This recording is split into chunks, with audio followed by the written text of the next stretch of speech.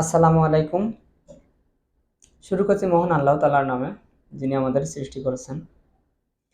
Electrical servicing এর পক্ষ থেকে শুভেচ্ছা। সাথে আছি আমি আব্দুল আজিজ স্পিকিং।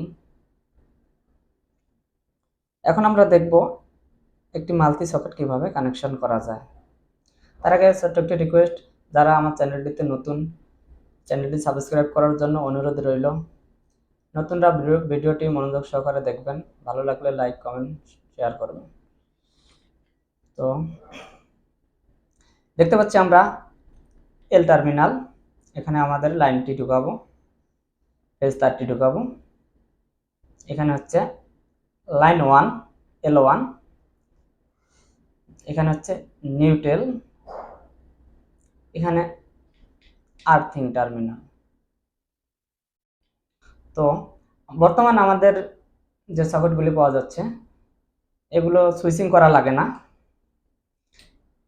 এল টার্মিনালে আমরা যখন ফেজ তারটি ঢুকাবো,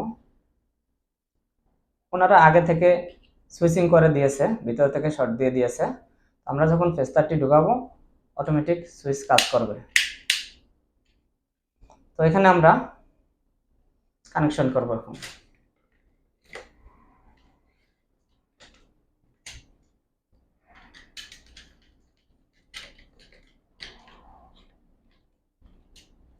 ফেজ তারটি কানেকশন করেছি,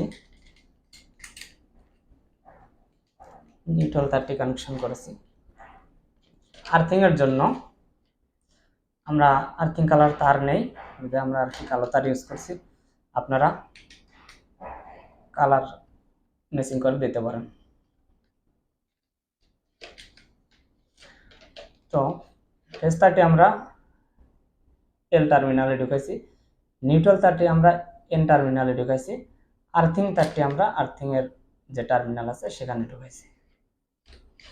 আর L1 এটা আমরা ফাঁকা রেখেছি। L1 এ আমরা কানেকশন করলে আমাদের সুইচটি কাজ করবে না, তাই আমরা L1 টার্মিনালটি ফাঁকা রেখেছি। এখন আমরা পাওয়ার দিয়ে দেখব সঠিক হয়েছে কিনা।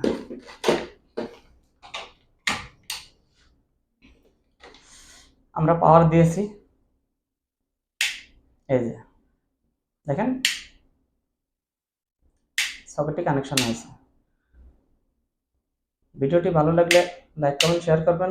তো আজকের ভিডিও এ পর্যন্ত, ধন্যবাদ।